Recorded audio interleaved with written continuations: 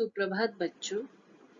आज हम बिहारी लाल द्वारा रचित भक्ति और नीति दोहे के अंतर्गत आगे का तीसरा भाग देखेंगे। मैं डॉक्टर गीतिका अग्रवाल हिंदी कक्षा में आपका स्वागत करती हूँ। आइए हम रसास्वादन करते हैं। अभी हमने इससे पूर्व के पद में बिहारी लाल द्वारा रचित भक्ति शीर्षक के अंतर्गत अध्ययन किया। आज हम उनकी नीति शीर्षक के अंतर्गत कविता का या दोहों का रसास्वादन करेंगे। संदर्भ के रूप में यहाँ आप यह लिख सकते हैं कि प्रस्तुत दोहा हमारी पाठ्यपुस्तक के काव्य खंड के नीति शीर्षक से उद्धृत है। यह महाकवि बिहारी लाल जो रीति काल के प्रसिद्ध कवि थे, उनके द्वारा रचित बिहारी सस्सई से लिया गया है। प्रसंग में हम इससे संबंधित पूर्व ज्ञान रचित करना चाहेंगे। प्रस्तुत दोहे में बिहारी लाल जी ने नीति परक मत दिया है कि जिस राज्य में दो राजाओं का स्वामित्व रहता है, वहां प्रजा कभी भी सुखी नहीं हो पाती या उसका दुख दुगना हो जाता है। आइए देखते हैं। पहले आदर्श वाचन करते हैं। दुसह दुराज प्रजानु को, क्यों न बढ़े दुख दंदु, अधिक अंधेरो जग करत, मिली मावस रवि चंदू। बहुत ही सुंदर उदाहरण के साथ उन्होंने अपनी बात को प्रस्तुत किया है कि दुस्सह अर्थात असहनीय हो जाता होना, दुराज अर्थात दो राजाओं का राज्य, प्रजानु अर्थात प्रजा और दंदु अर्थात द्वंद्व, संघर्ष, मावस अर्थात अमावस्या, अंधेरो अर्थात अंधेरा और रवि सूर्य, चंदू चंद्रमा। आइए देखते हैं। दुसह दुराज प्रजानु को, क्यों न बढ़े दुख दंदु। ऐसे राज्य जिसमें दो राजाओं का शासन होता है, प्रजा का दुख दुगना क्यों नहीं होगा या प्रजा का दुख दुगना क्यों न बढ़ेगा, क्योंकि दो राजाओं के मत भिन्न भिन्न होते हैं। उनके आदेश, उनके नियम, उनकी नीतियों के बीच प्रजा सदा पिसती रहती है। जैसे कि दो पाटों के बीच में आटा पिस जाता है, गेहूं पिस जाता है, उसी प्रकार प्रजा भी दो राजाओं की नीतियों, उनके विचारों, उनके आदेशों के बीच में सदा पिसती रहती है और जिसके कारण उसका दुख दुगना होता रहता है, उसकी परेशानियां दुगनी होती रहती हैं। अधिक अंधेरो जग करत, मिली मावस रवि चंदू। अब यहाँ उन्होंने प्रकृति से उदाहरण लिया है कवि ने कि जिस प्रकार अमावस्या की रात्रि को जब सूर्य और चंद्रमा, सूर्य को दिन का राजा माना जाता है और चंद्रमा को रात्रि का, जिस समय अमावस्या की रात्रि, ग्रहण के समय अमावस्या की रात्रि सूर्य और चंद्रमा एक साथ मिल जाते हैं तो संपूर्ण समाज में अधिक रोशनी की जगह अधिक अंधकार छा जाता है, अर्थात ग्रहण की स्थिति उत्पन्न हो जाती है, चारों तरफ अंधेरा छा जाता है। उसी प्रकार जब एक राजा के स्थान पर दो राजाओं का शासन होता है तो समाज में, राज्य में दुख, अंधेरा, कष्ट चारों ओर फैल जाता है। अर्थ आप लोगों को समझ में आ गया होगा कि यहाँ दो राजाओं की तुलना सूर्य और चंद्रमा से की है और अमावस्या की वर्णन किया है।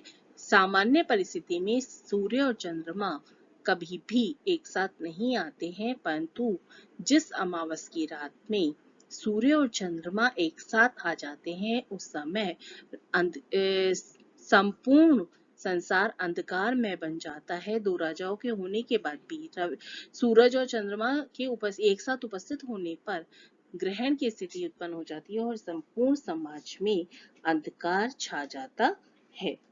यहाँ भाषा ब्रिज है, शैली मुक्तक है, गुण प्रसाद है, रस शांत और छंद दोहा है। अलंकार यहाँ पर आपको वैसे देखना आ ही गया है, पर फिर से मैं एक बार समझा देती हूँ। जहाँ समास वर्ण की आवृत्ति एक से अधिक पार हो रही हो वह अनुप्रास अलंकार होता है। जैसे द दुसह दुराज में द शब्द की द वर्ण की आवृत्ति, दुख दंदु में द शब्द की, अधिक अंधेरो अ शब्द की, और मिली मावस यहाँ म शब्द वर्ण की आवृत्ति हो रही है, अतः यहाँ अनुप्रास अलंकार है। उसके अलावा श्लेष अलंकार भी है दुसह और दंदु में, यहाँ श्लेष अलंकार है। और उसके अलावा दृष्टांत अलंकार भी है, क्योंकि यहाँ पर सूर्य और चंद्रमा, रवि और चंदू, यहाँ उपमेय और उपमान का प्रतिबिंब जिस प्रकार प्रकट किया है, इसलिए दृष्टांत अलंकार भी है। आइए आगे देखते हैं अगला पद। बसे बुराई जासुतन ताही कौ सन्मानु, भलो भलो कही छोड़िए खोटे ग्रह जपु दान। बसे अर्थात समाना, बस जाना। बुराई तो बुराई से विदित ही है। जासु मतलब जिसके, सन्मानु मतलब सम्मान में या आदर में, खोटे ग्रह अर्थात अनिष्ट ग्रह जिस प्रकार शनि राहु इत्यादि। जपु मतलब जाप करना, दानु में अर्थात दान करना। प्रस्तुत दोहे में इसका संदर्भ तो पूर्वत ही रहेगा। प्रसंग के रूप में प्रस्तुत दोहे में इस सत्य को उद्घाटित किया गया है कि संसार में दुष्ट व्यक्ति की बहुत बहुगत होती है या उनका बहुत आदर सम्मान होता है, जिससे कि अनिष्ट कार्यों से बचा जा सके। व्याख्या के रूप में देखते हैं। बसे बुराई जासुतन, जिसके शरीर में, तन मतलब शरीर में, जिसके शरीर में बुराई का निवास होता है, ताही को सम्मानो, उसको बहुत सम्मान दिया जाता है, उसका बड़ा आदर किया जाता है। क्यों? भलो भलो कही छोड़िए, जो भले लोग होते हैं, सज्जन लोग होते हैं, उन्हें ये कह के छोड़ दिया जाता है ये तो सज्जन है, ये तो अच्छा है, ये हमारा क्या बुरा करेगा। खोटे ग्रह जपु दानु, अर्थात जगत में उसी का सम्मान किया जाता है जो दुष्ट होता है, बुरा होता है, क्योंकि संसार की नीति यही है कि जो बुरा है उससे वो डरते हैं कि कहीं वो हमारा अनिष्ट ना कर दें। जब अच्छा समय होता है तो भला भला कहकर छोड़ दिया जाता है, परंतु जब बुरा समय आता है तो मनुष्य जब दान पुण्य आदि करने लगता है, अर्थात अच्छे समय में मनुष्य ईश्वर को भूल जाता है। आप वैसे भी देखिए कि आप पंडित के पास कब जाते हैं? जब आप खुश होते हैं, सब कुछ अच्छा अच्छा चल रहा होता है, तब हम कभी भी मंदिर में पंडित के पास नहीं जाते हैं।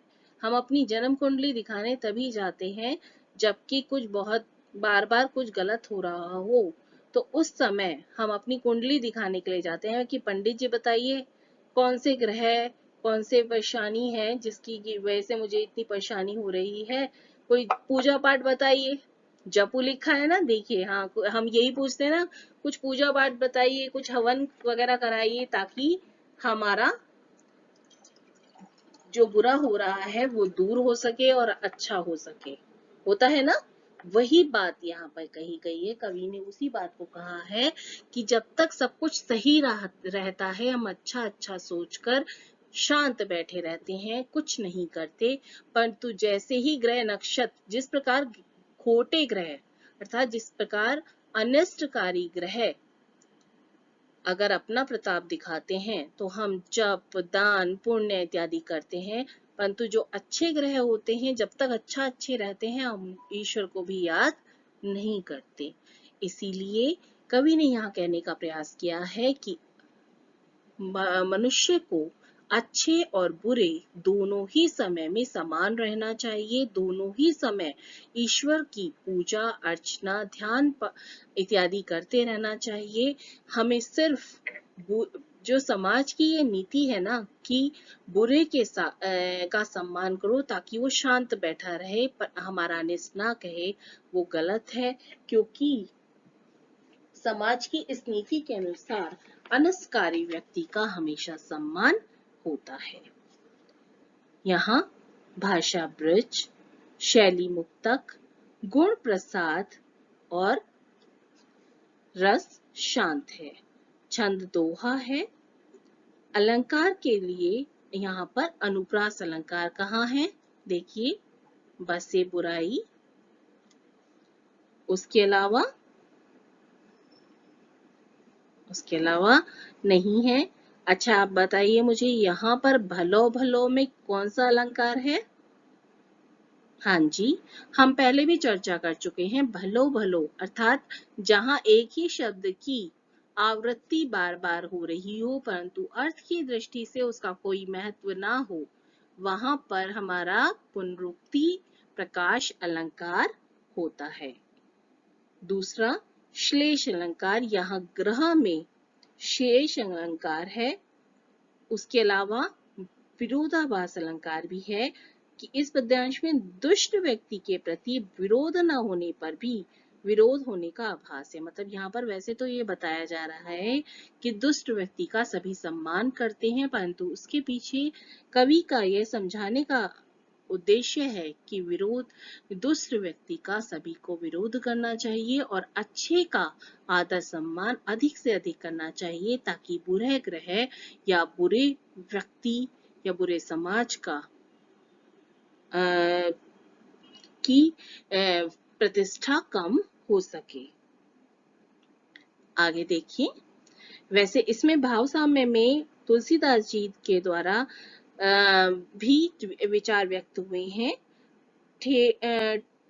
टेढ़ जानी सब बंदे काहू, वक्र चंद मही ग्रसही न राहू। इसको भी आप लिख सकते हैं भाव साम्य में। आगे देखिए अगला पद, नर की अरु नल नीर की, गति एके करी जोई, जैतो नीचो हवे चले, तैतो ऊंचो होय।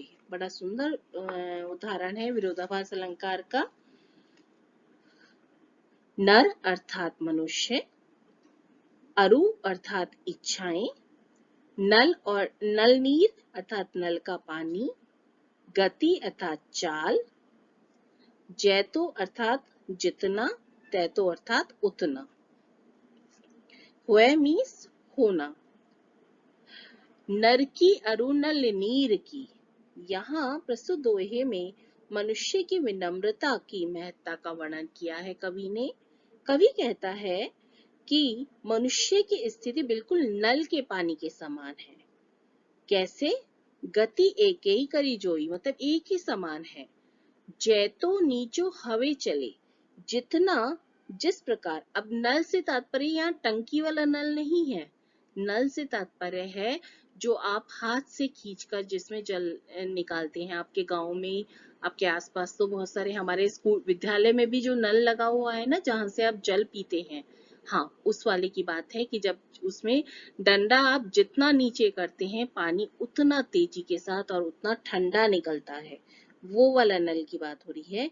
जैतो नीचो हवे चले, जिस प्रकार नल का जल जितना नीचे होकर की ओर चलता है उतना ही पानी उसमें, तैतो ऊंचो होई, उतना ही उसमें ऊंचा पानी चढ़ता है, अर्थात पानी के स्तर में उतनी ही बढ़ोतरी होती जाती है। जब हम नल को नीचे की तरफ जितनी तेजी के साथ, जितना नीचे की तरफ चलाते हैं, उतना ही उसमें से जल अधिक मात्रा में और शीतलता के साथ आता है। उसी प्रकार मनुष्य के लिए भी है कि मनुष्य जितनी नम्रता पूर्वक आचरण करता है, जितनी विनम्रता से व्यवहार करता है, आचरण करता है, उसकी उतनी ही श्रेष्ठता बढ़ती चली जाती है, अर्थात उतना ही सम्मान उसका समाज में दिन प्रतिदिन बढ़ता चला जाता है। इसीलिए मनुष्य को अपना व्यवहार, अपना आचरण विनम्रता के साथ करना चाहिए, तभी उसका समाज में सम्मान और ऐश्वर्य बढ़ता है। यहाँ मानव के व्यवहार और उसके आचरण की तुलना नल के जल से की गई है। भाषा ब्रज, शैली मुक्तक, गुण प्रसाद, रस शांत और छंद दोहा है।